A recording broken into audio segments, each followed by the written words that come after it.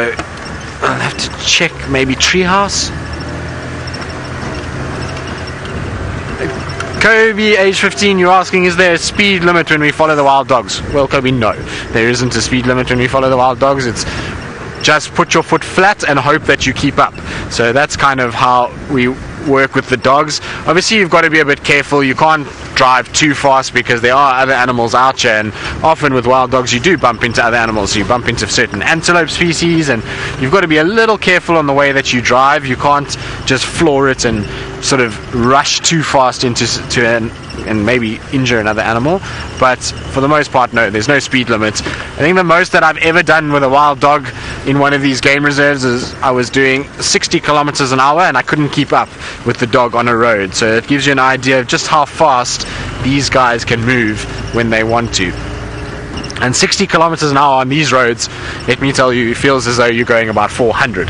It's not a comfortable feeling at all. You know, generally we're not even doing 20 or 30 kilometers an hour. That's about as much as we normally do. So when you're doing 3 times what you normally do, it feels that much faster, and you kind of don't feel good about it. But well, when you're keeping up with wild dogs, the adrenaline pumps and it all just gets too exciting, and this is what happens.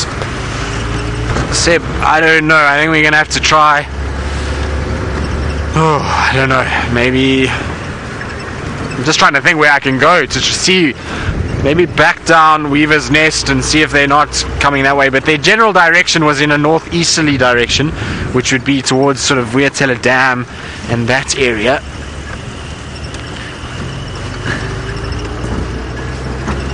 So I believe Zoomies are checking at the dam for us. Thank you very much to you guys, because it is a big help. If you do see them that side, it will certainly help us to be able to find out where they've gone. There's definitely no sign of them coming this way, so I think they may have gone further to the east and maybe down into the Mulawati, Vulture's Nest, that area. So I'm going to go back onto Pangolin Track and head toward the Mulawati, check Spaghetti Junction, see if there's not any tracks for them there.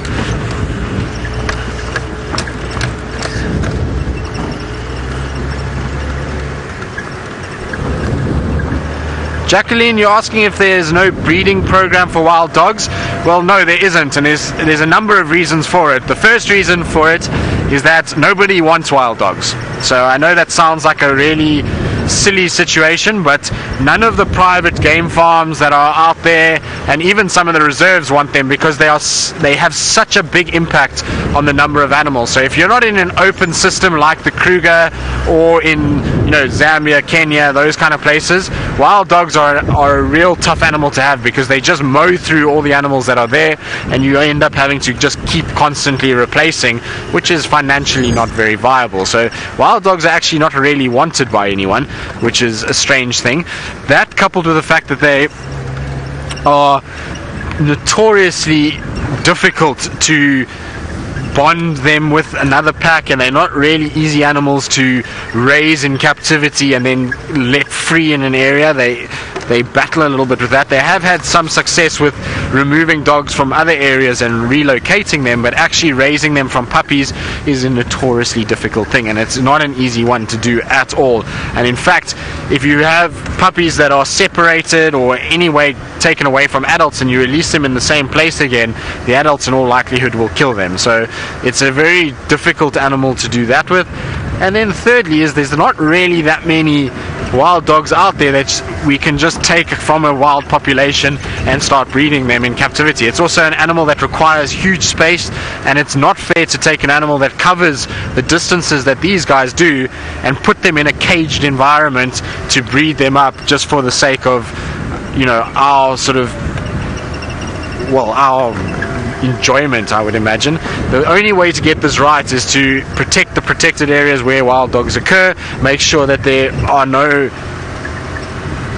snares and people poaching, and try and keep distemper and rabies vaccinations within the community areas surrounding it up to date, and keep those animals from getting those diseases, and then hopefully that will allow the animals to increase in number.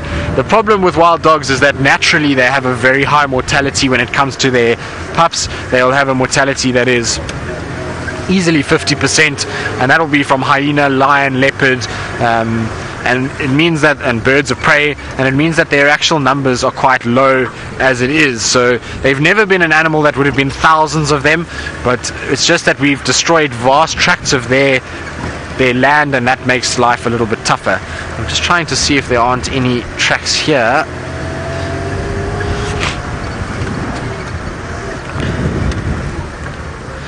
Now I'm going to try and see if I can't find where these dogs have gone. I can't see any tracks so far, and so while I do that, let's go to Byron, who I believe has found the largest of the largest out here, and well, they emulate something like his bicep when he's flexing.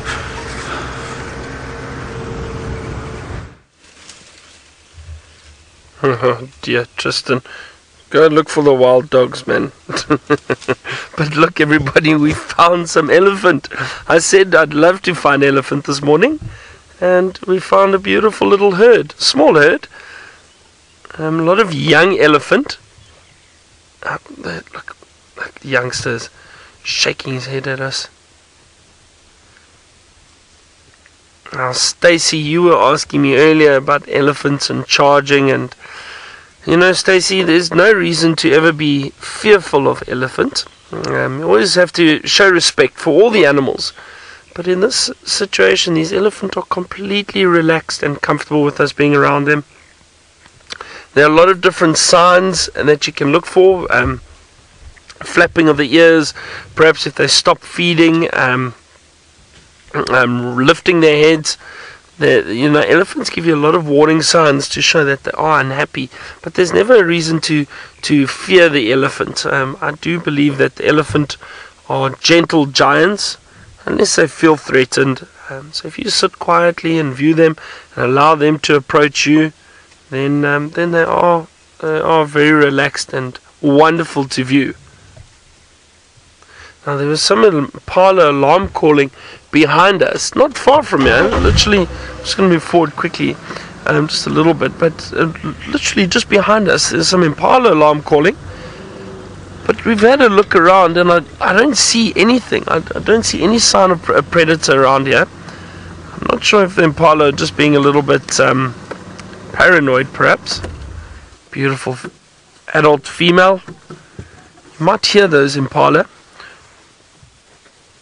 They're snorting.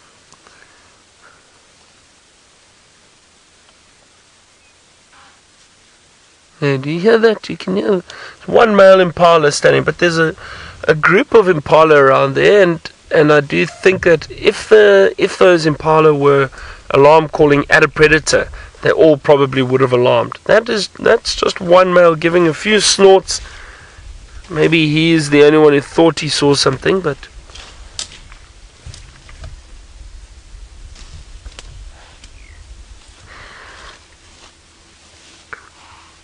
now here a lot of you are all very excited and happy to see the elephants, and have a look at that little one, the youngster. I'm glad. You all know how much I love the elephant.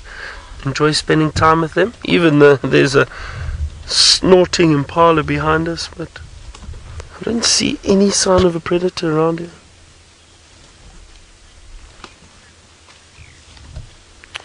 Oh, Janine, thank you. You say thanks for finding your favorite animal.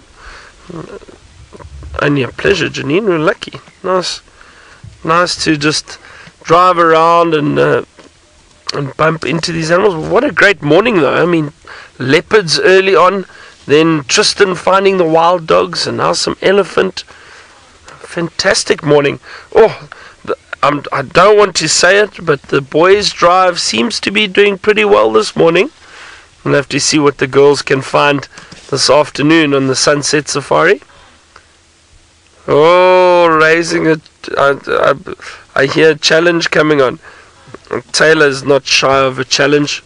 She always challenges us to various things. We'll see what she says later, but I'm not going to challenge anyone today. It's Friday.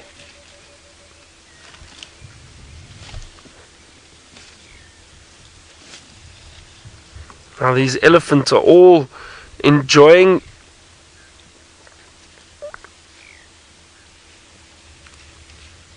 They're all feeding on these bush willows. Now I want to show you. Let me move forward a little bit again. Judy H, you say goal number 3 for the boys team. Thank you, Judy H.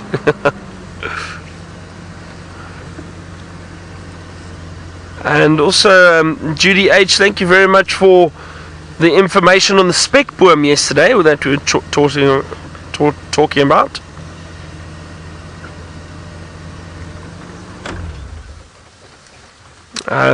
We were speaking about a speck worm, also known as the elephant bush, and it's predominantly found in the Eastern Cape. I said I think it's found in the Karoo, parts of the Karoo, but mostly in the Eastern Cape.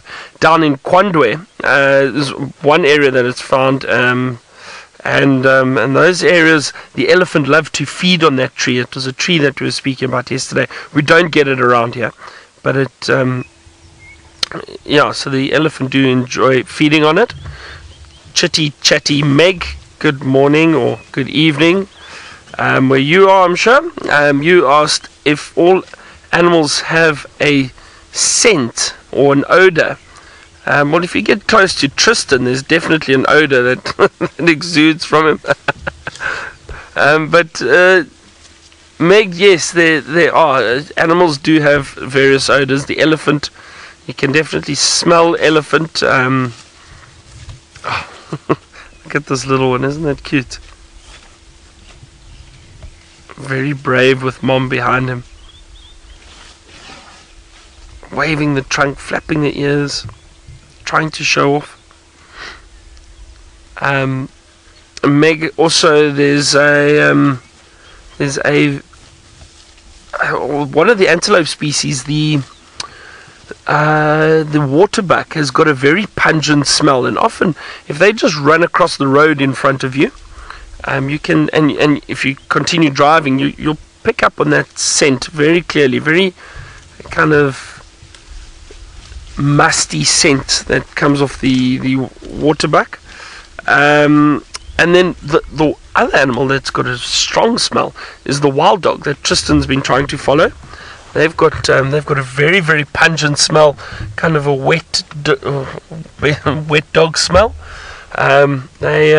Yeah, not great to follow the wild dogs. If you just follow them, driving behind them, you pick up on the smell. They do stink. They don't smell very, very good. I'm just going to move forward. There's a nice little gap, I think, of these two elephants. Oh, it's so nice to be able to spend time with some elephant again. There we go. Country I was recently in the Kalahari, there's no elephant there. It's too dry for them, I think. That's one of the main reasons. Now, as I was saying earlier, how these elephant are feeding on the bush willows at the moment. Now they are a lot of them are very, very dry. So it's not necessarily for the leaves. If you have a look, and there, actually that little one, see, he's got that branch, and what they're doing, a branch or piece of bark, the elephant feed on the bark. The bark contains a lot of nutrients, so that's what those elephants are predominantly feeding on. They'll break some branches and then strip them. They roll the branch in their mouth, they strip the bark off, and that's what they feed on, so they get more nutrients. You see that female's doing it over there, rolling that branch in her mouth, and there they go.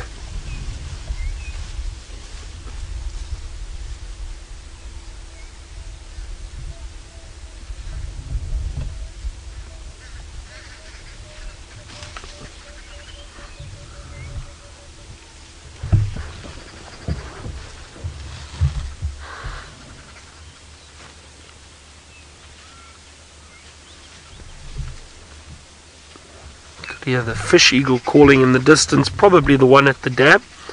We are still on Chitwa at the moment, not too far from the dam, I suppose.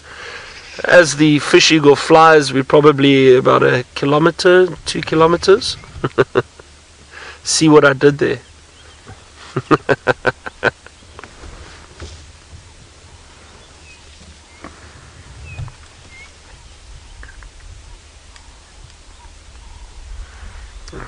So nice to sit with the elephants for a while and just listening to them breaking the branches. you know, they still, for large animals, they're actually very quiet. But you will, every now and then you hear the crack of a branch, or moving through the bush, they're very quiet.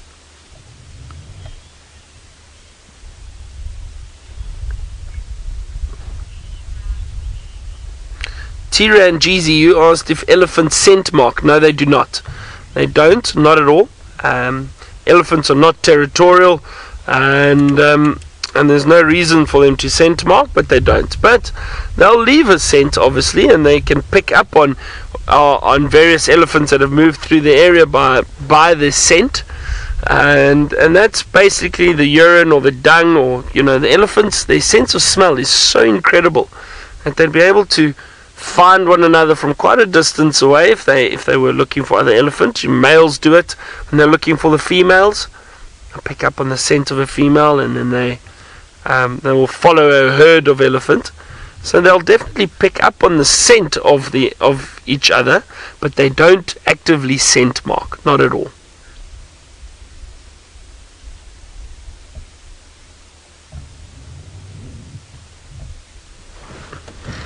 This is wonderful. So nice to spend time with these elephant. They're moving off a little bit now. The others have gone down through this thicket to our left. It's just this big female we can still see. Even the youngsters disappeared somewhat. Lovely little sighting. There they go.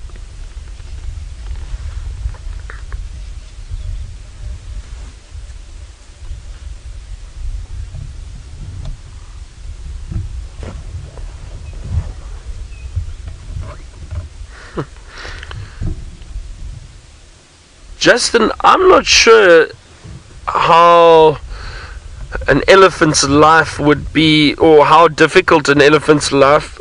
Oh, hang on, Justin's found the dogs. Let's go back to him quickly. We have indeed, so very far from where they were, and we had some impalas exploding in front of us and tracks, and we've managed to find them, and we're going to only have them probably for the next few minutes because they're about to cross into Torchwood. That's how far we've gone already. We're just south of Buffelshoek Dam, and they really have moved very far. I just want to let the guys know, also, if you look at it on these Madash, they're about to cross into Torchwood from Central. So it seems as though they're going to go static now for a little bit. You can see they are moving slowly eastwards, so I'm going to try and stay with them, but at least they've slowed down a little bit. Go ahead, Greg. Sure, they can move these guys. AFM, Greg, they are moving straight east now on Central, going towards the boundary. They haven't crossed just yet, so if somebody can get to Cheetah Cut Line quickly, we might still be able to, I can point you in the right direction. So I'm just trying to let the guys know, because everybody's been trying to just keep up with them, and well, as you can see, they just don't stop, and so carrying on trotting as they go. And I was hoping to find their tracks, and as soon as we saw those impalas running, we knew that they must be here somewhere, and so at least we've caught up with them a little bit. And isn't this the best way to spend a morning? I love when we have wild dogs, because it just feels as though your adrenaline level goes through the roof as you race around trying to find them, and then when you do find them again, it is really quite special, and you get feeling of accomplishment when you do find them, because well, it's difficult to find these three. They're like needles in a haystack at times. Now hopefully they'll turn north up Cheetah Cut Line, and they'll allow us to view them for a little bit longer, because they definitely are hunting. They chased some impalas, but they missed, and it seems as though now they're just going to take it a little bit easy. I don't want to get too close to them, because I want to get as much out of the sighting as we can, and so if we can keep them from trotting and rather than walk, then that will be better too. But look at how they use those big ears. So they go up on a ridge, they look into ahead of them, and big ears to listen. Can they hear some animals moving around? And they'll be hunting duiker, impalas, steenbok, even young kudu, young wildebeest, young zebras. So they have quite a wide variety of prey items. Now, B. Smithy, the 3 dogs are not going to be able to bring down as big an animal as the larger packs will. I have seen packs bringing down baby giraffe, baby wildebeest, even baby buffalo. Last year during the drought, the dogs were hunting buffalo, and I was talking to the guys in Timavati, and they were telling me that they even watched a pack of dogs hunt a fully grown buffalo bull. So that gives you an idea of how big they can. But these 3 dogs, they'll be probably hunting mostly the biggest item I would say they would bring down would be probably an adult male impala, maybe if they're lucky a female kudu. So that would be kind of rough sizing for them, and it looks like they're just going to stop a little bit for us. Look, scent marking, so it's the 2 males in front by the looks of it, and the female at the back, if I've got it right. I can't see 100% nicely. Actually, it looks like the female's in front and then the 2 males at the back now. But look at the male scent marking over where the female did. So that is right. There's the female right in front and then the 2 males at the back. And it doesn't look like she's pregnant. It doesn't look as though they've mated with her. Anna Marie, you're asking if the 2 males in this pack would fight over the female. Well, there would have been some sort of competition over that female, but once they've established a little hierarchy, then they will be fine. At least there's not too much competition. You must understand, in some of the packs that are 20 dogs, there's sometimes 10 different males in that pack that are fighting over the female, and so you'll find that they establish their sort of hierarchy quite quickly, and the male will have already been established as to which one is the more dominant one. What is interesting is that this pack has been just these 3 for the last, I would say, 1.5 years, maybe 2 years, and they still haven't bred yet. We still haven't seen any signs of her being pregnant, and so it's interesting just to kind of witness how this has been going on. They've obviously picked up a scent of something there because they're scent marking and sniffing around, which is fantastic news for us. I'm really quite happy that they've done that because it slowed them right down, so that's really good news. There we go, back onto the road. Look, noses down, smelling what's going on, listening, and they are beautiful. I know a lot of people don't like them. I find them to be very pretty. I think they got all different markings, and I really love spending time around the dogs. I just want to let the guys know as well where I am. Still haven't approached the boundary just yet. We slowly mobile towards the cut line. We're between the cut line and Drakensberg at the moment.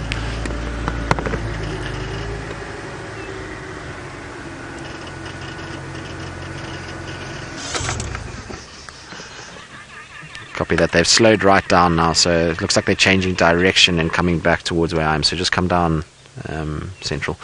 Ali, I don't think they smell a carcass. I think it's more that these 3 dogs have scent marked here before and now they're just marking again, or there are other dogs that have marked here before, but we know that there hasn't been any other dogs seen in this area for a long time, and so it must be where they've marked. I know that they were on this road about 2 weeks ago, and so they're probably picking up their own scent marking and they just marking their territory and just making sure that there's not any other dogs that have come in while they've been moving around. Now, what is quite nice is you can see with the males, you see they get a little fluffy neck area, and you'll find that that is quite interesting with the males. They tend to get a bulkier neck and almost like a little dewlap that forms, as opposed to the females that get a much cleaner neck area. They don't have that fluff that tends to come out around the chin area. Yours, go ahead.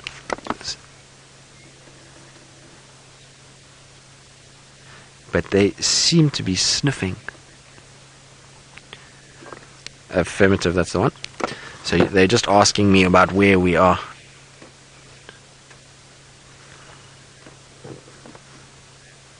So they're just trying to find out. I'm just on the radio. Sorry, guys. It's they seem to spend most of their time on the northern side, but you can go around. There's a 2-track that goes all the way around.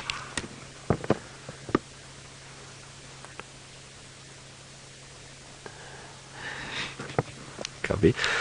Now you can see they've just defecated on the road, and this is typical of wild dogs. When they're marking, you see they all go to the toilet together. Now the other one in front, on the front left, has also gone to the toilet. So there's another one, and that one as well. So all 3 have defecated in the same place here, and it looks like they're now going to go northwards, which is fantastic news for us, because it means we get to spend longer with the dogs this morning. And I always love watching this social interactions. And you'll find if the pack is big, all of them would have done the exact same thing. So when you come across big packs, they're actually quite easy to find because they leave a lot of telltale markers, like this defecating on the road. So we've got 3 different piles of dung there now. So you can imagine when there's 20 of them, how many piles of dung you end up getting. I'm going to reverse back because they are starting to get mobile northwards again, and that means that we are going to go for a ride. Seb, are you ready? Buckle up. Buckle up, exactly, because this does get quite rough and ready. I'm just trying to find a place to actually get in here so as to keep up with them. I wonder if it's not going to be better just to go on the road parallel. I think it's quite far away though. Ooh, Seb, I think this is going to be rough, but let's try and see if we can't keep up with them.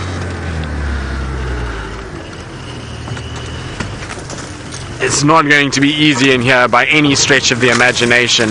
There are a lot of fallen trees, and well, these dogs just move so fast that the chances of us keeping up with them through here is going to be slim, but we shall try anyway. At least we got a nice sighting out of them, and they went static for us for a little bit. Watch on the left there, Seb.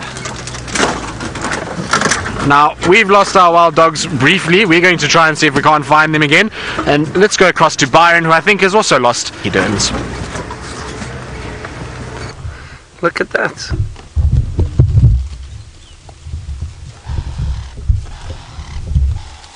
I'm so glad Tristan got to...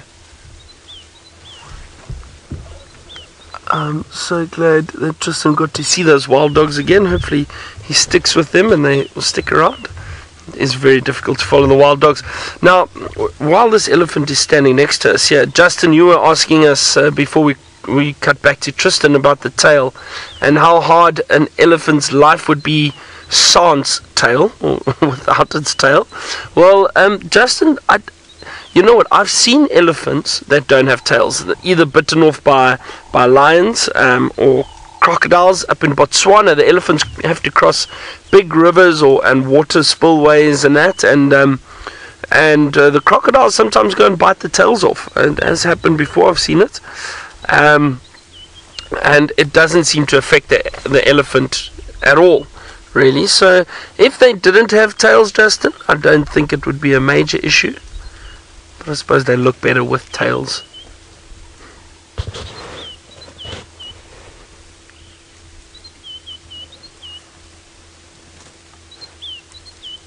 It's really warming up now. It's a beautiful day. Blue skies. Elephants feeding, enjoying breakfast.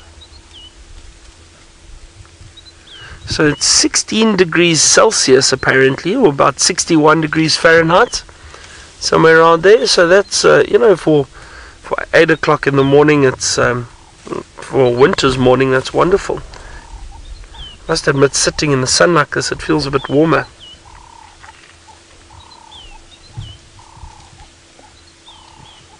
It's amazing that elephant, not that one, the one that we were looking at to our left. Sorry, Craig, I just noticed that now. But that elephant's feeding on the buffalo thorn.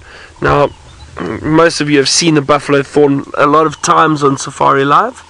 It's got these incredibly sharp thorns. Lovely leaves, because the leaves are very tasty, and we can eat them too. But they are incredibly sharp, or they have got incredibly sharp thorns. And these elephants, it's amazing how they're able to feed on. I cannot believe it. It is incredible how they feed on some of these thorn trees.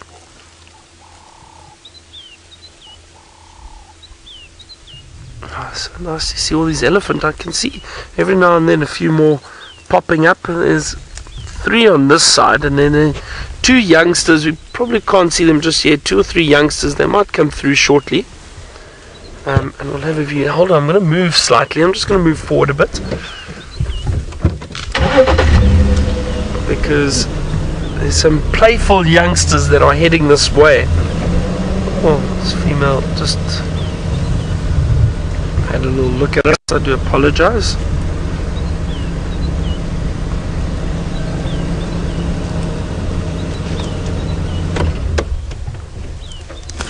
Oh, look at this one's using its foot to loosen some roots.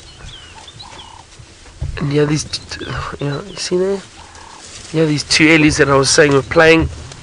They're crossing the road. There they go, pushing one another. It's wonderful to see the young elephant and how interactive they are with one another.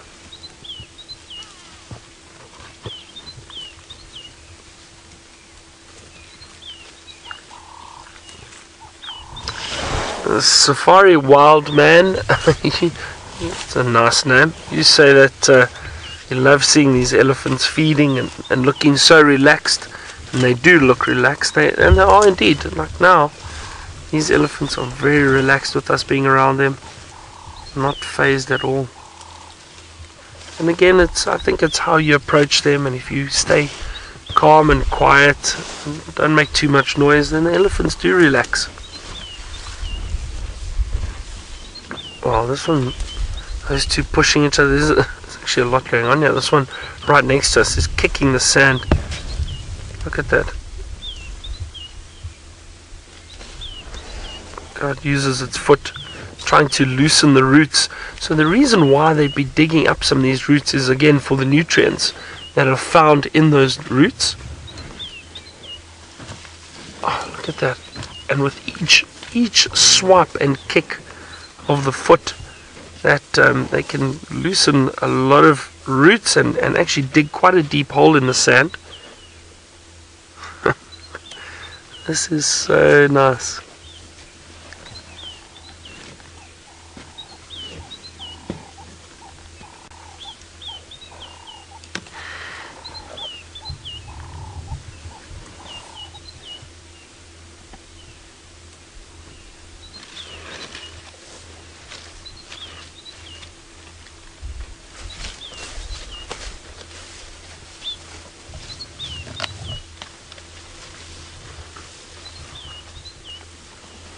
Another one or two elephant off in the distance.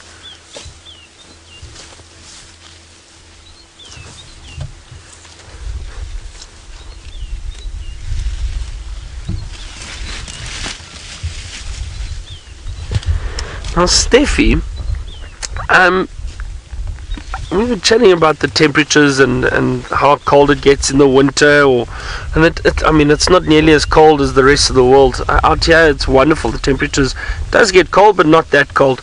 And you asked how the adult elephants keep the youngsters warm. Well, they don't actually, Steffi. These animals, it's basically you've got to look after yourself. They don't keep them warm. They don't keep the young warm. Hold on, I'm just going to move forward a little bit again. So Steffi, I mean the youngsters would probably they'd stay close to the adults, but the adults don't actively keep the young warm. There's no need really. All these animals adapt very well to their surroundings and to the temperature changes. And these elephants have got fairly thick skins, so that probably helps keep them warm. I don't know. I actually don't know how the elephants control their body temperature when it is cold. You know, when it's hot, we know they flap their ears, they cool the blood down in the ears, and that cools the body temperature down somewhat. But when it's cold, I think they just handle it like all the animals here. I don't think there's any precaution an elephant can take to keeping warm or any way they can actively keep themselves warm, other than waiting for the sun to rise and then stand in the sun. I would imagine these elephants are quite warm already from the sun that we've got.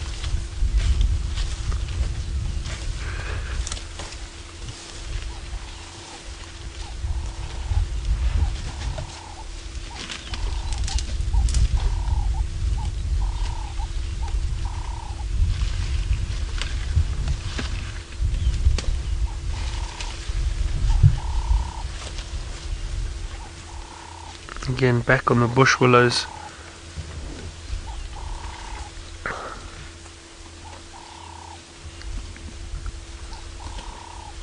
Can hear a white-browed scrub robin calling.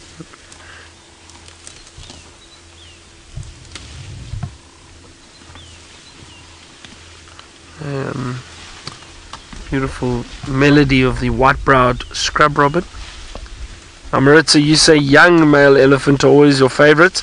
I suppose because, Maritza, I'm assuming you're saying that because they're always doing something, the young males. I'm just trying to have a look out of this group here. There were 1 or 2 young males, because they generally, they're pushing each other around. And I think those 2 that we saw earlier, I didn't have a good look, but I do think they were possibly young males. But the young males, like young males of any species, I suppose, a little bit more boisterous. They pushing each other around, very playful. Although with the elephant, the youngsters in general, female or male, they both are playful. Just rip that whole branch out.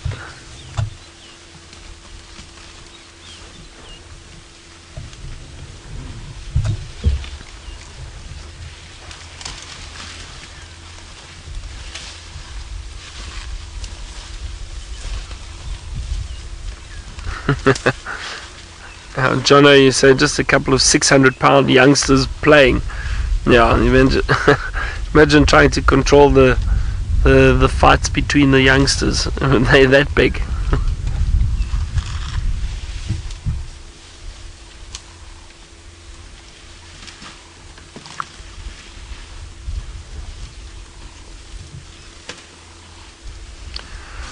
Mike, now you've stumped me because I have no idea.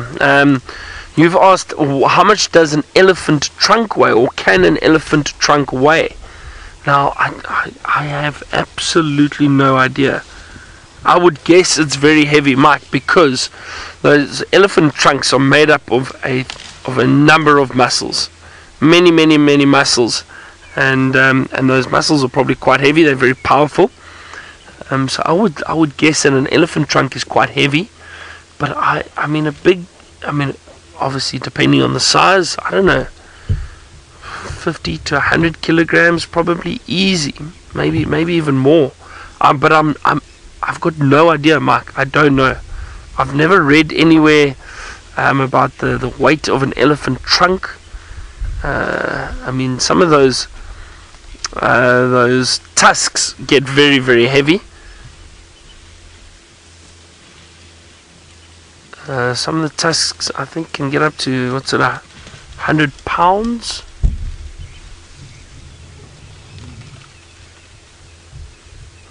Jenny, you know what? The elephants do actually have hair all over their body, but they don't have coats. They've got very thin, sparse hair all over the body, but it does occur. Basically through all over. You can't really see it. Sometimes with the younger elephant you see it a bit clearer, but they do have hair all over. But like I say, it's the odd hair here and there. It's not a coat as such, but they do have hair.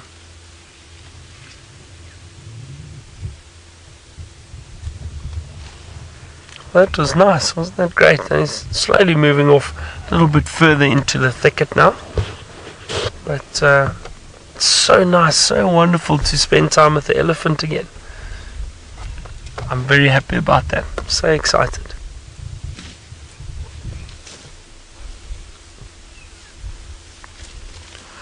Now, I think it's that time of the morning where we have our quick little coffee break while we're sitting with the elephants.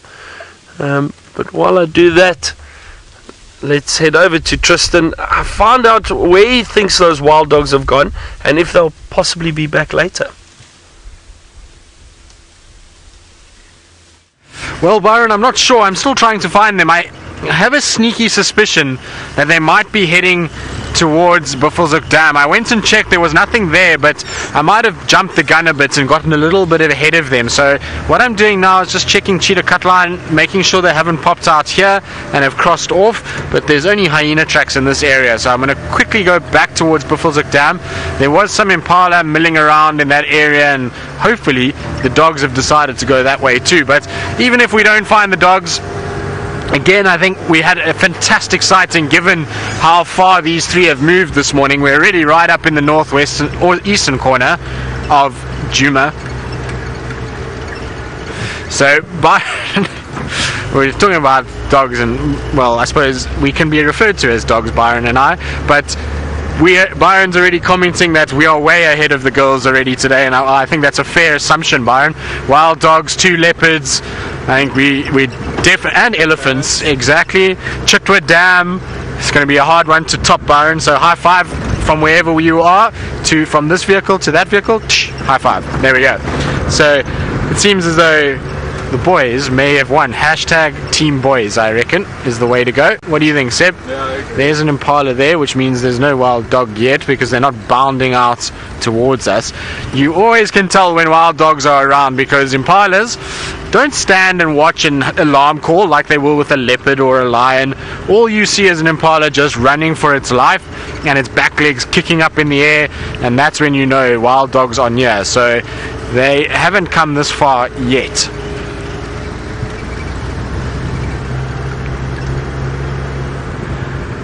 Tracy, you're asking if dogs will allow other dogs into their pack. Most definitely, Tracy. There is a massive movement of dogs. When it comes to interpacks and breaking of packs, it happens much more than people think. Everybody always thinks that wild dog packs are the same throughout their life. That's actually not the way it works. You'll find massive movement of males and females between packs. There will be packs that get too big, and those then some will break off, exactly like what you're seeing here. This pack wasn't just 3 that were left by accident. They broke away from the Lower Sabi pack back in the day, and unfortunately the Lower Sabi pack then contracted canine distemper and died off. But these guys had already broken off long before the pack disappeared, and so you'll have a situation where it happens quite regularly, is that they'll mix and match. And so you might find some females and males will join with this, but what I'm really hoping for with this pack is that they actually den, is what I really want, is that the male mates with the female, we get the female pregnant, she then finds a place, hopefully somewhere close to where we are, and decides to den, because there is nothing better than a wild dog den. It is the best thing to go to. You get so much interaction with the dogs. They'll go and they feed and they go and kind of try and hunt, and then they come back, and so every day you have wild dogs, and literally every single day, and you get the cutest little puppies, and they make the most noise and they run around like hooligans. Wild dog dens are my favorite thing to see out here. Of all the denning animals, I love hyena dens, but wild dog dens for me are just the best because there's just so much that goes on, and the interactions between the dogs themselves are fascinating, to say the least. You'll find these adults come back and the whole pack works just for this one female's offspring, or if there is a beta female that might have bred, then you'll find that they'll work just for those offspring. The whole pack will regurgitate for them. It won't just be the mother or the alpha male, and so you'll find everybody is doing their thing, and they come back and there's so much interaction with the little ones. The whole pack is sort of captivated by these new guys, and they greet and they play and they go up and down, and there's squeaking and there's carrying on. And actually I've got a really cool video that we got from the Timbavati recently. When I was on leave, I went and checked out one of the dens there, and it was a really cool interaction of the young ones with the adults playing and carrying on. And once we get to Buffelshoek Dam, we'll stop there for a second and I'll show you what I'm talking about, and you can listen to all the noises that go on when the little puppies are around and the chaos that ensues at a den site.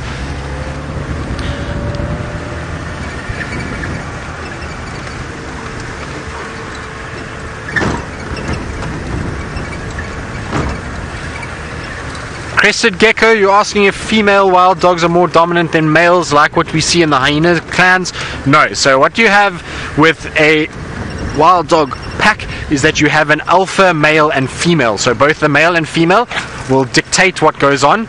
They generally are the 2 dogs that run in front.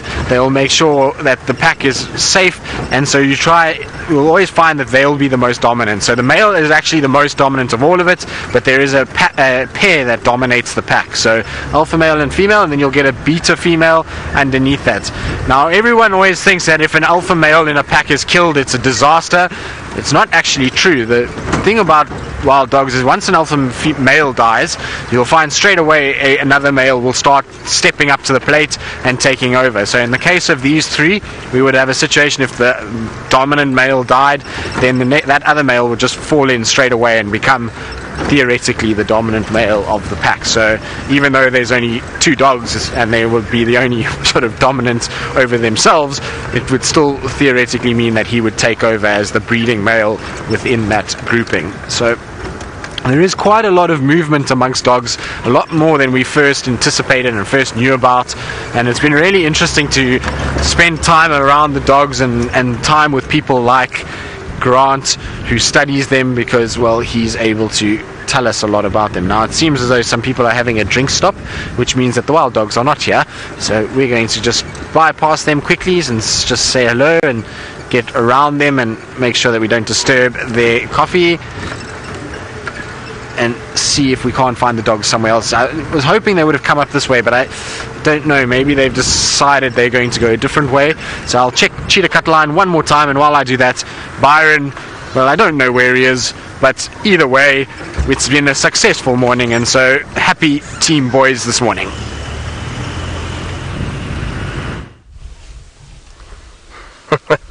Tristan, team boys, okay.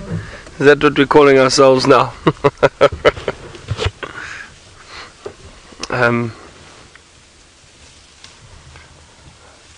We're still sitting with these elephants. They've just been so wonderful to watch. Moving around us, feeding on just about all the vegetation, whatever tree they can find.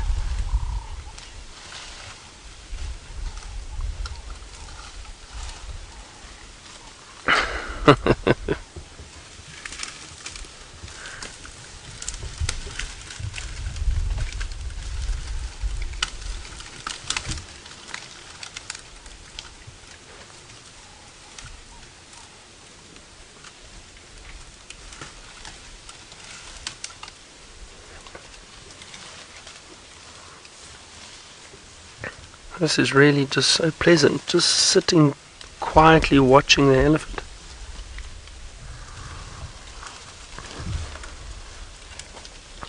Now, Michael, before I answer your question, I think Maritza was saying that the elephant trunk can, and I'm not sure where you found this, Maritza, but thank you. Well, I mean, I'll try double check when we get back to, but apparently an elephant trunk can weigh up to about 400 pounds. Yeah, so big, especially a big male, I would assume, is around, it's probably 180 kilograms, somewhere around there, 160, 180 kilograms, 400 pounds. It's very heavy. It's amazing. And then Michael, your question about oh dear, what was the question again? What was Michael's question? Yes, of course, sorry. Thank you. Michael, you asked how many vocalizations an elephant can make. Well, now I'm trying to I mean, I'm not entirely sure the exact number, and I always, I'm always cautious with this because, okay, people have studied them and but I don't know if we really know. I would say it's quite a number. I mean, other animals, for example, hyena, they reckon they've got about 18 different vocalizations, 16 or 18 different vocalizations. Elephant, from what I've heard, obviously the trumpeting, then they've got that low frequency, what sounds like a grumble but is still a vocalization, comes from the vocal cords, the throat. 100% right. You say these elephant can eat for hours, and they can. An elephant, I mean, various elephants, depending on their size, but they'll feed on, big males can feed on about 250 kilograms of food in a day, if not more, maybe up to 300 kilograms. That's a lot of vegetation. Now, and these females, a female this size, probably close to 150 kilograms of food a day. I think it does depend, obviously in the winter there's a lot less food around, but in the height of summer, almost definitely. And they need a lot of food to keep these big bodies moving. See, the elephants don't have they don't have a very efficient digestive system. So what happens is they'll feed on a lot of food. They only absorb about 20 to 30% of the food that they eat, and with that, they then obviously need to eat a lot of food so that they get the nutrients they need to get the body moving and functioning properly. And that's why elephant dung is so coarse, because their digestive system doesn't break it down very, very well.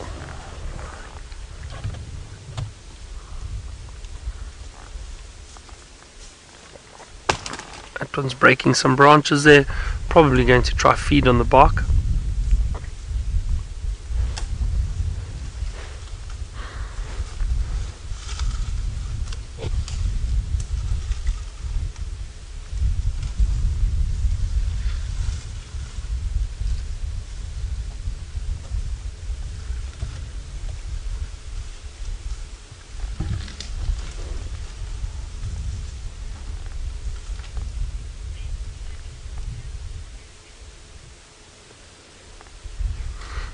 Julian, you say the elephant is so elegant for being so big and so huge.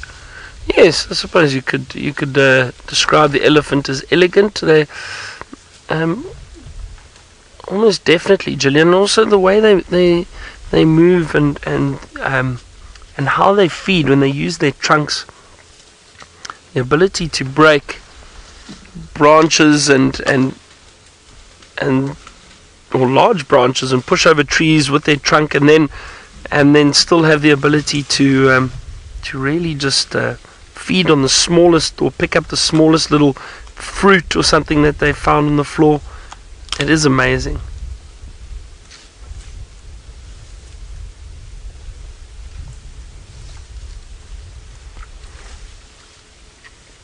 And if you just listen around me, I'm going to keep quiet for a second. And I just want you to hear quickly some of the sounds of them feeding. Listen to all the branches cracking and breaking.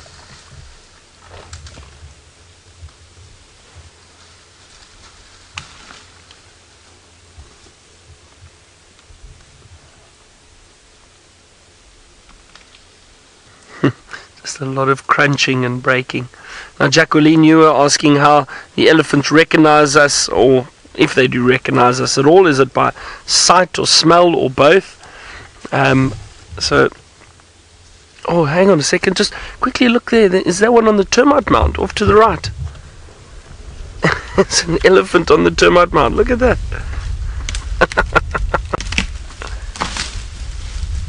Wow.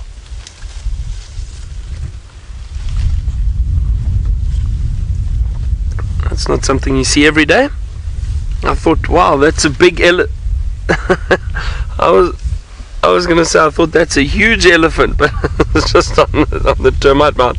Now, Jacqueline, getting back to your question, the elephant definitely recognized the scent of the vehicles in general. So it's not just ours, it's obviously the smell of the vehicles that move through these areas from the different lodges. So they would recognize the smell, and the sounds, I suppose, the sounds of the vehicles, the voices, and the sight, almost definitely. I mean, the vehicles generally all look very similar out here, so they would recognize, I think, all of the above. Can't believe that elephant up there. That's fascinating.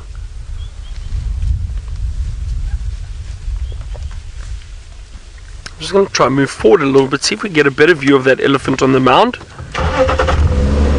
Hopefully it stays there. Hold on.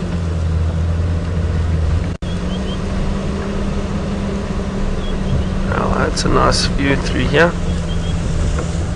There we go. Just on top of that termite mound.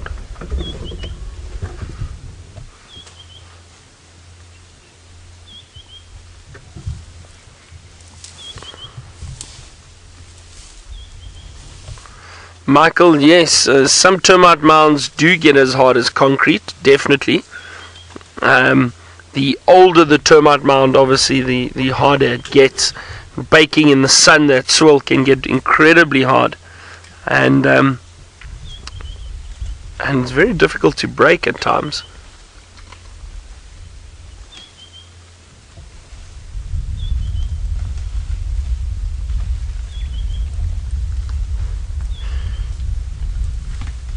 Now we're completely surrounded by the elephant at the moment.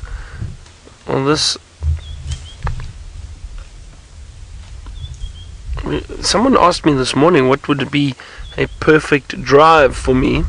So far we've had two of what I suggested would be a perfect drive. We found leopards, and then we kind of ending off with elephant. I just said that it would be great if we saw a honey badger early this morning. You never know, we could still find a honey badger, perhaps. There's a nice big female approaching to my right. I'm going to see where she goes. Hopefully she walks past us. I'm going to keep my voice down a little bit. See if she feels comfortable with us.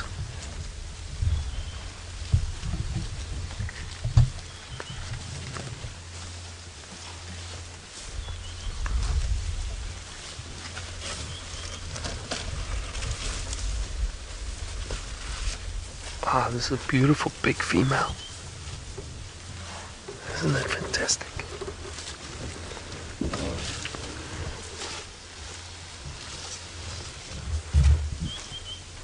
Oh, that's possibly the matriarch. I'm not sure, but judging by her size, and look, we've got two younger elephants just coming off to our right. Look at this right here, very close to us. Isn't this wonderful?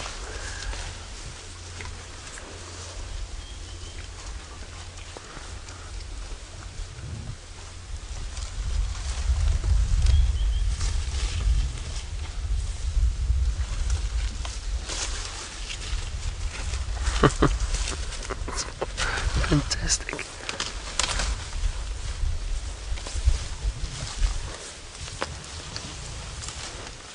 You see, just lowering my voice, talking a lot softer when they do get a bit closer, and then it helps them relax. They feel more relaxed, comfortable. The adult female walked close to us, or walked by close to us, so the youngsters are comfortable. They can see that there's no threat or danger. So it's wonderful to get this close. There's an elephant behind you, Craig.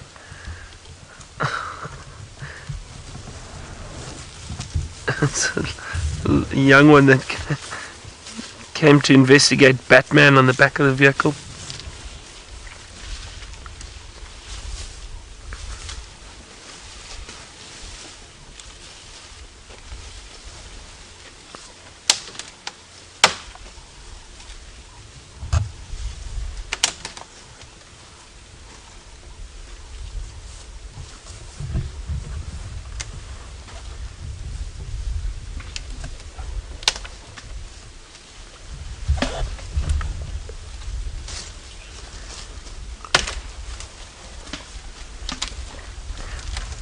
Nikki, it's not.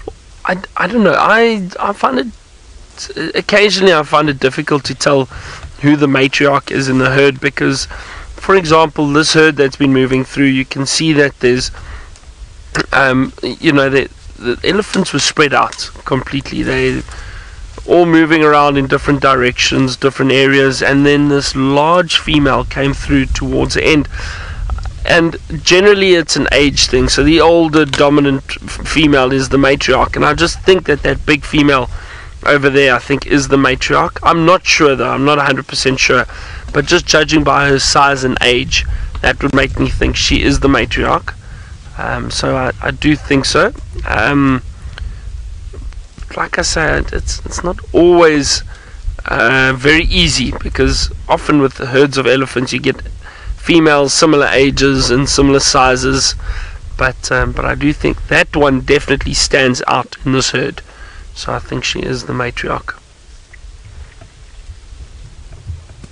Oh look, there's one lying down just in front of us, Craig.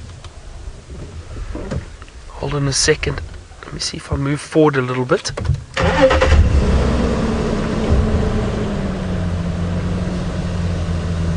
One's decided to have a little rest. There we go. I'm not going to go too close, I don't want to disturb it, but have a look at it. It's lying down.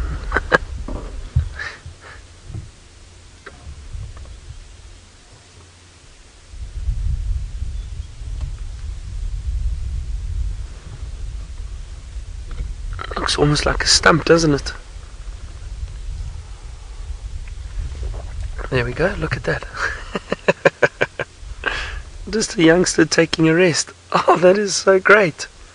See, a lot of people have asked me in the past when they come on safari, do elephants lie down?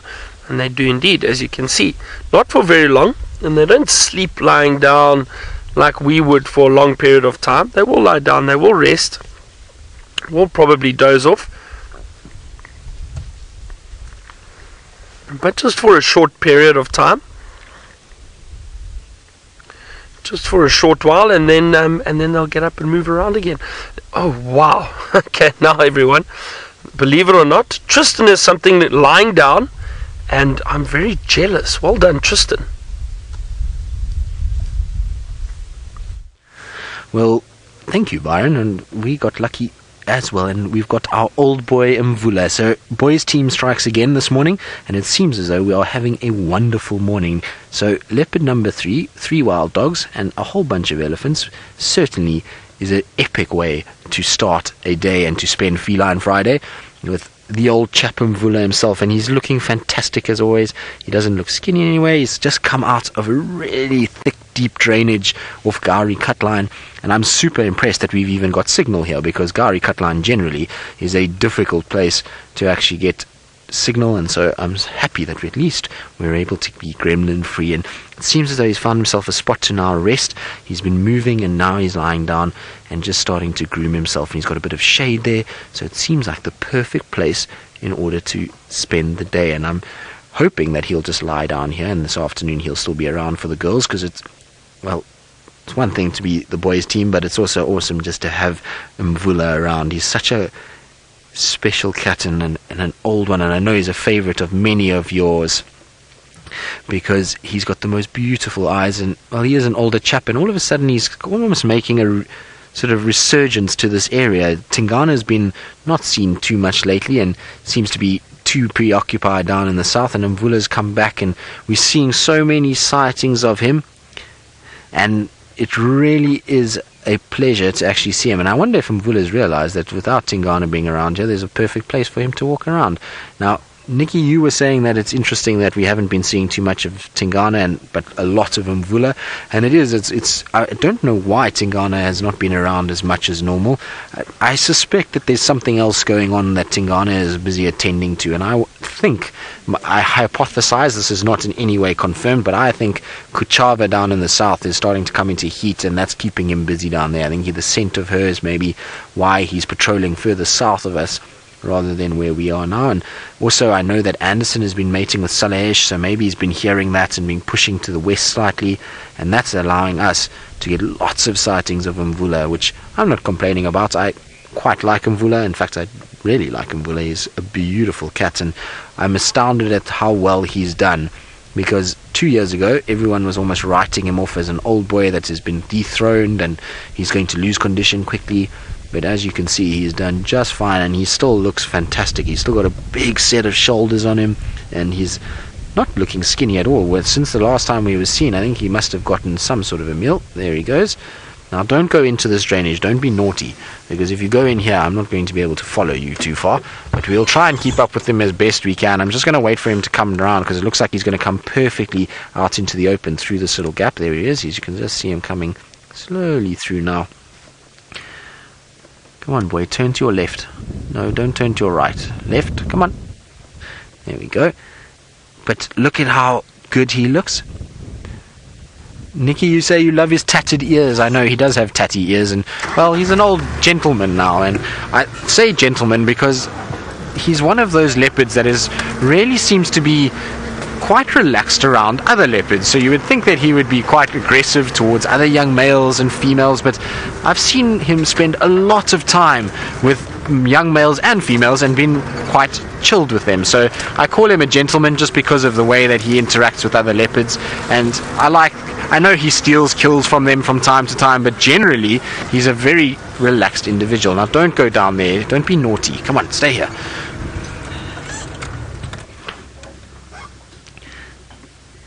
You say he looks so tough. Well, he does look tough. He's not a small leopard, make no mistake. He's not quite as large as what we see from Tingana and Anderson, but he's not small either. And he is a very stocky leopard. He's thick around the shoulders and the neck area, and he's a leopard that's you kind of, when he looks at you, he almost looks as though he means business. So he's one that I really enjoy seeing. And when you see his eyes, which hopefully he'll stop enough for me to get to his eyes, then you'll see he's got the most intimidating set of eyes. When he was younger and really in his prime, when he looked at you, you knew that you were being stared at by a big dominant male leopard. Now where has he gone? Oh, there he is. I can see him.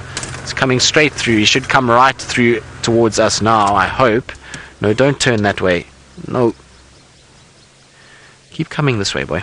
So he's just in this thicket, and this is what I was saying just now, is that it is a really difficult place to move around, and I was hoping that he was going to settle and start to kind of groom himself, but I think where he was, maybe it was just got a little bit too hot for him, and so he's now moving again and trying to kind of get down and get towards a better shady area, but he's going to come straight towards us. And like I say, look at these eyes when he comes through. He's going to come through this gap in front of me now, and the eyes are something phenomenal. No, don't turn that way because we can't see your eyes then. There we go. Look at that. Isn't he beautiful? Hello, old friend. It has been a long time that I have been seeing this leopard. So the first time I laid eyes upon Mvula was in early 2011, and so that is not a short period to have spent around him, and I've seen lots of amazing sightings with him, spent a lot of time in his presence, followed him, seen some of the most incredible interactions like we were talking about just now, and so he really is like an old friend, Mvula. I've really enjoyed the time that I have gotten to spend around this cat. He still has probably the singular best hunt that I've seen by a leopard, and it was because it was almost cheetah-like in the way that he went about it.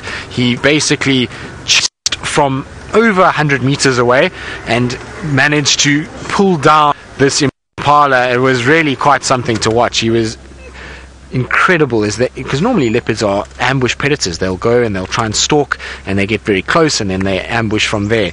But he was a little bit different. He chased from over 100 meters away, and he just sprinted like a cheetah would, caused absolute panic, and one impala ran straight at him. He then grabbed this impala, a fully grown male impala, grabbed that, pulled it down, suffocated it. Hyenas arrived. He then dragged it all the way, it must have been about 50 meters, to a tree.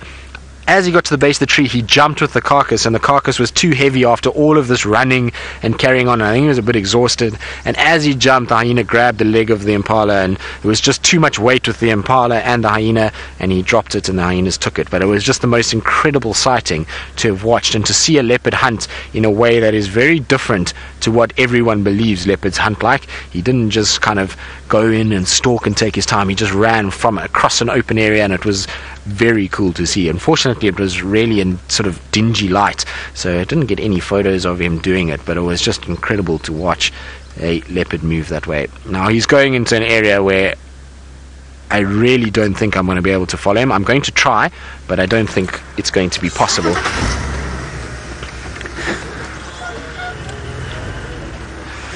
Now I believe Byron is sitting with something that Mvula himself patiently sat and waited for, and is something that he really likes to go after. So while I catch up with Mvula, let's go see what Byron has.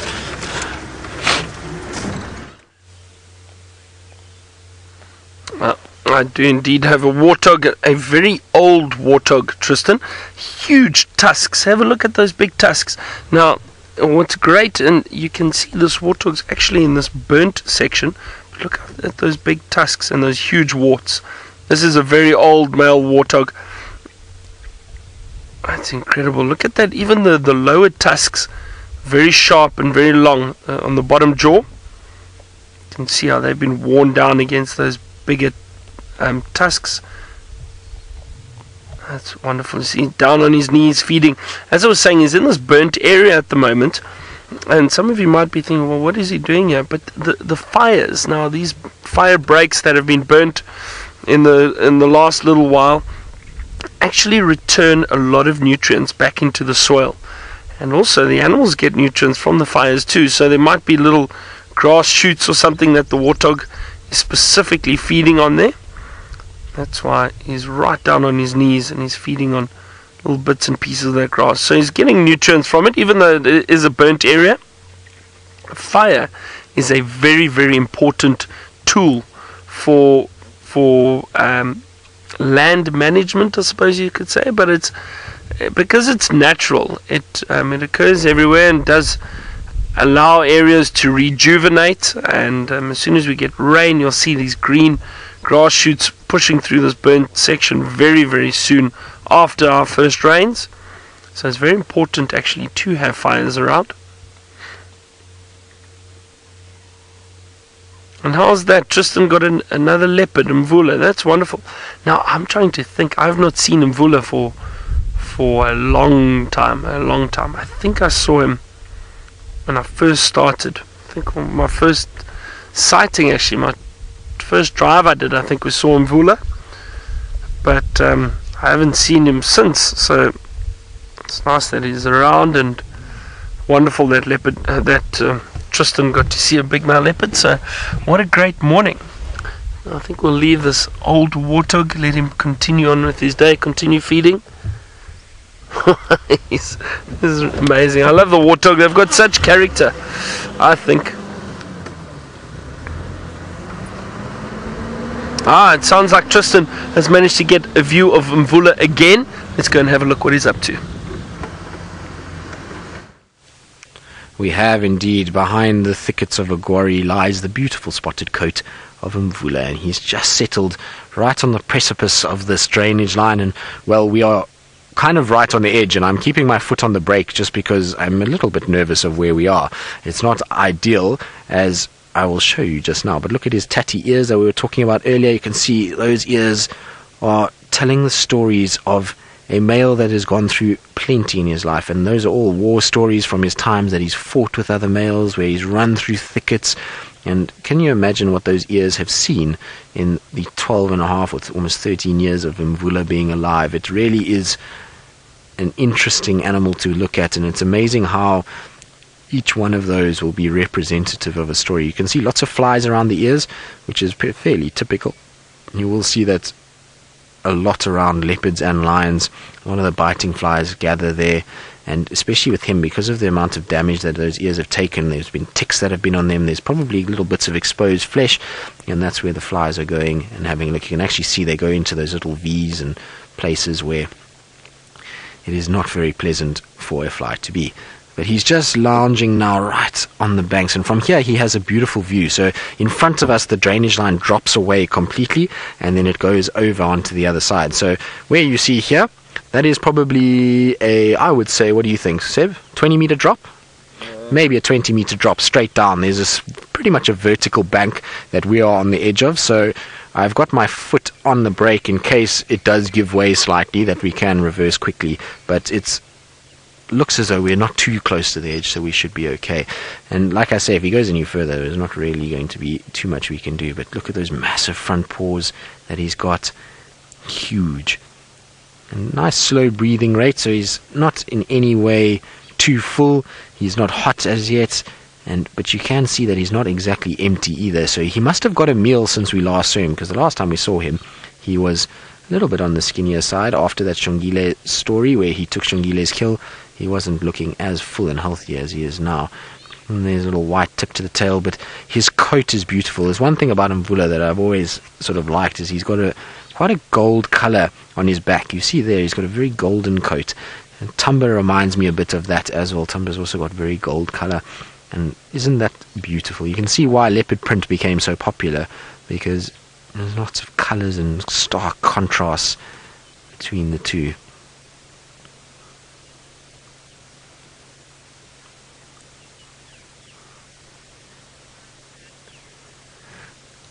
So, Misha, you're asking what the average lifespan is of a leopard. Well, it varies between male and female. So males, because they spend a lot of their time being territorially dominant, they've got to fight for their territory. They've got to make sure that they keep other males at bay, and they really have to kind of work hard to be the dominant male. It means that they have a situation where, unfortunately, they end up fighting a lot and their lifespan is shorter. So you'll find that male leopards, generally within this section of the world, will live anywhere between 12 and 14 years is a good sort of age for a male leopard. That's why Mvula is on the older side of that. He's, approaching 13 now, which means that he's eventually going to become an old boy, but for now still doing good. And I actually was looking at his teeth the other day. His teeth look fantastic for his age. They're still quite long and sharp, so he's not like his teeth have worn down.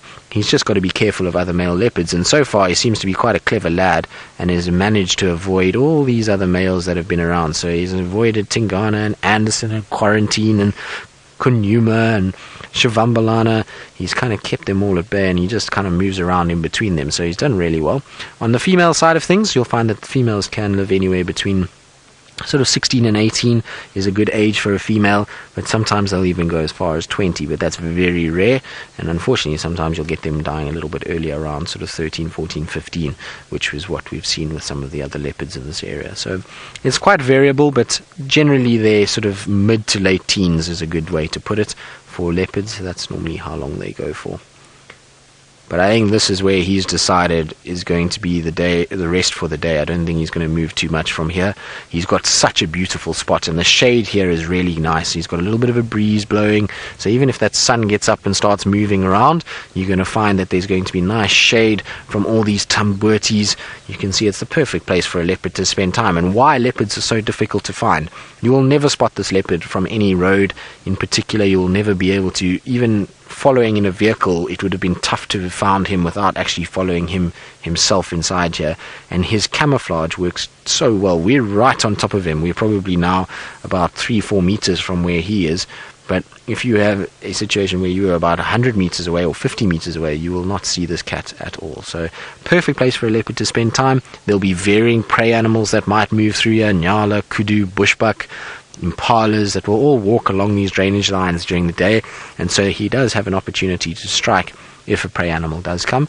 And then later tonight, drainage sections like this are really good places for things like porcupines. You'll also find warthogs will go back to their burrows that might be on the fringes of this drainage line, so it's a great place for him to spend the day and wait it out. And I'm pretty sure that the girls this afternoon might be able to find him. I don't think he's going to go too far from where he is now, given that he's just gone absolutely flat. The only way he would move is if something bumps into him, so either something like elephants chase him or he sees a food item that he wants to hunt.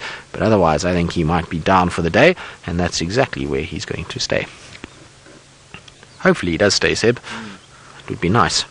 You'll have to bring one of the girls here, because you're going to have to guide them in. It's not easy to get here. So, Michael, you're asking, when did Mvula first show up in this part of the Sabi Sands? So he first, I think, was seen, I'm just trying to remember now, it must have been 2010, I think, beginning of 2010, somewhere there.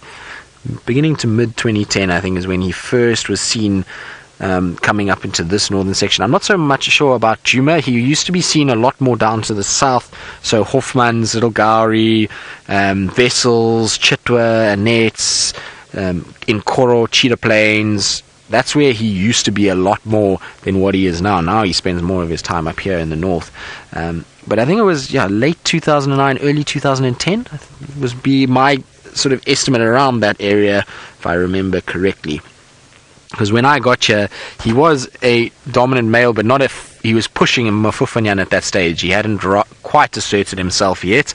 He'd only been in the area for the past few months, and so it must have been 2010 must be when he arrived. So been here for quite a while, and it's a long time to be in an area if you think about it. He's been 6 years, 7 years in this section.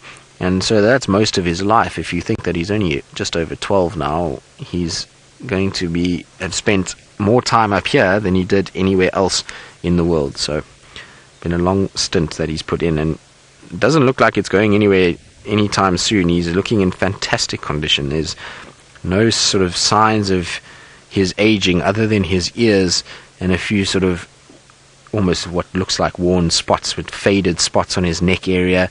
The rest of him looks absolutely perfect.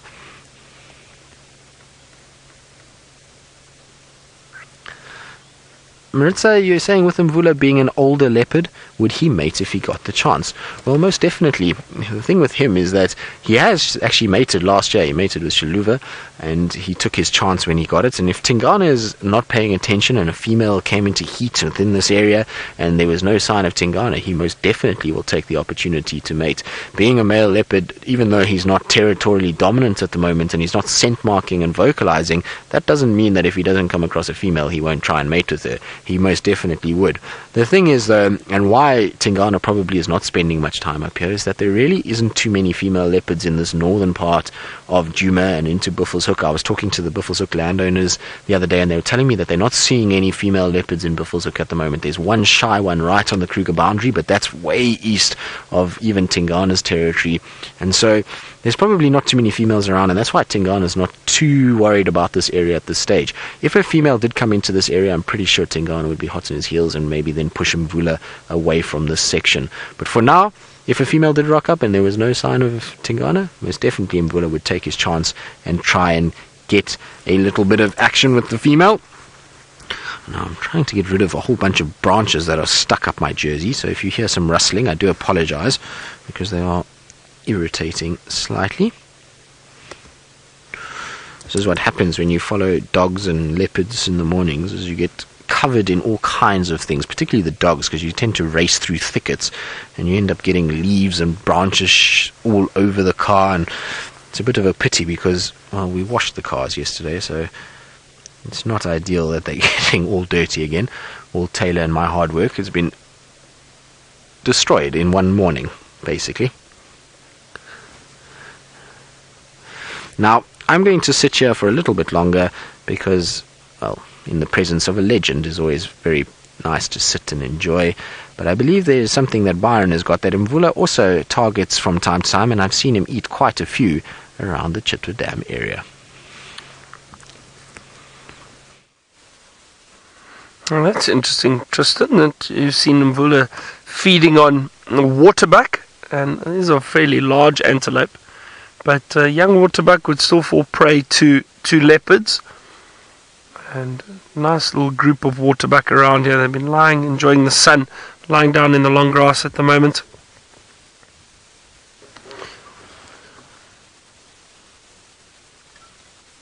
I can hear a woodpecker tapping away behind me. Can't see it, but I can just hear them.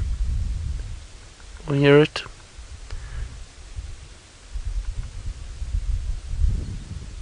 Wonderful, wonderful winter's morning.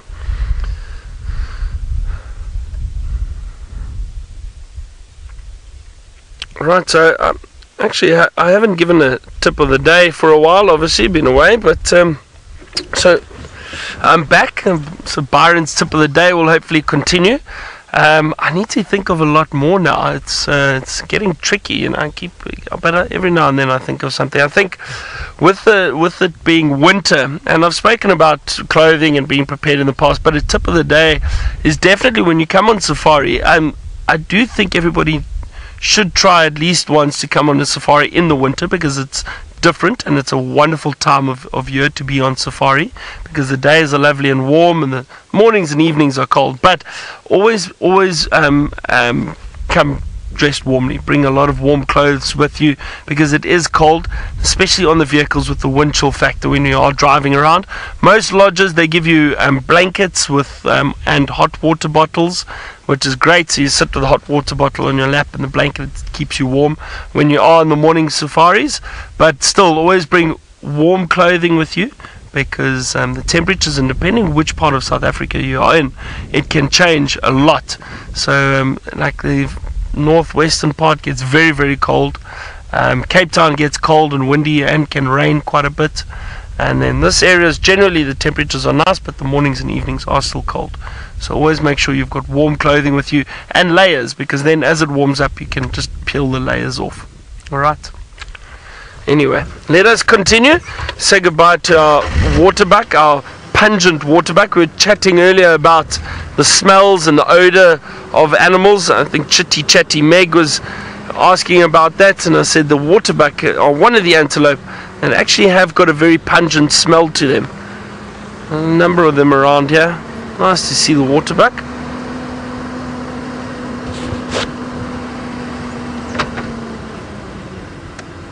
All right. Now, Tristan's had a lot of luck. He got the wild dogs this morning, which is exciting, and I'm jealous of the wild dogs. But he's still with the Mvula, and Mvula seems to be relaxing and resting, and it sounds like he's got a great view of him. Let's go and sit with him a bit longer. We do have a beautiful view considering where he's actually lying, so at the moment it's quite nice. In fact, it might be quite good across the other side of the drainage too, because you'll be able to see him staring off into the distance. And I think there is a vehicle on that side, and that's why he's watching what's going on. He was flat and sleepy, but something just kind of piqued his interest. But you can see the eyes almost closing, and he, as much as he wants to stay awake, I think his body also wants to go to sleep too. So I'm sure his head is going to pop down fairly shortly. And well, thank you, mister, for popping out, because this was a welcome surprise, as well as the wild dogs. It seems as though we had a really interesting morning between them all, and it's definitely an area we're going to need to focus on a lot more up in the north here, because he is spending so much more time. Mike, you're asking, do leopards purr? No, they roar, so they like lions and tigers and jaguars that you'll find that they roar, and then they make a lot of these sort of grunting, chuffing sounds is what they call it. So it's like a and that's normally when you find a female with a cub, or when she's even with around a male, but they don't purr like you would find with a domestic cat. They have a very different voice box system and larynx, and it produces a very different sound. But you can see he's decided that he's not too interested in whatever it was, and he's now gone flat again and is keeping up with his napping schedule. I didn't think he would be up for too long. He seems to be very tired this morning, so I'm pretty sure he's going to have a really good day's sleep, and like I was saying earlier, he's in the most perfect place for it. I'm just trying to work out how I'm going to actually get out of here, because I really don't think I want to have a death drop down into the drainage line. It will be very unfortunate, and both Seb and I do want to live to see another day. So I'm trying to work out the best way to get out of here, which is obviously going to be straight backwards, but I'm just trying to see if I go back how bad it will actually be. Now, Kristen, you're wondering if I think Mvula would have chased the hyenas off the kill last night. It depends. If there was only one hyena and it was a fairly young male, I believe it was a male hyena. I didn't actually see it for myself, but I believe it was a male hyena. Then yes, I think he would have. I think he would have chased that male hyena away. He also would have been probably strong enough to drag that carcass towards a tree as soon as that hyena showed up on the scene. So I would have expected him probably to keep the carcass better than what we saw from Hosanna or whoever the other leopard was. I know there's been lots of debate between Tandi and Shongile, but I believe it was Tandi. I asked the guys in the east and they said it was Tandi. And so he has the strength to not only confront that hyena and show a bit of bravado, but also to be able to take it up into a tree itself. So I think in all likelihood he probably would have kept that kill. Had it been a big matriarchal female hyena, maybe not. I have seen them dominate male leopards from time to time, and particularly an older male like this. He's experienced enough to know that a fight with a hyena is really not going to get him anywhere. It's just a death sentence at the end of the day if that hyena grabs onto him. So rather than risk getting hurt and doing that, rather leave the carcass and try and get another one another day. So he probably would have chased off that male, but female, maybe not. Isn't he beautiful, though? He's a very good-looking specimen of a leopard, and like I say, I'm pretty sure that he's going to be here this afternoon. Now, I believe a lot of you are excited to see how the girls do this afternoon. I feel like the boys have risen to the challenge and have done all right this morning. What do you think, Seb? We done okay? We did pretty well. We did pretty well, so let's see how the girls do this afternoon. I'm sure they'll do well, knowing Ali's luck from last night, and I'm sure Taylor is raring to go. So between the two of them, I'm sure they will be able to find lots of interesting things. And well, even if they don't, both of them are quite entertaining in their own right, and certainly will not be a quiet drive from a noise point of view. The two of them do like to chat. Now, it is that time of the day, unfortunately. We are getting to the end of our sunrise safari. So it's been an absolute pleasure to have you all with us, and I hope that you've enjoyed the wild dogs, the 3 leopards, the elephants, and, well, the gun show that is Byron. And so from myself, Byron, Seb, and Craig, and Megan in FC, we'll see you all on the Sunset Safari.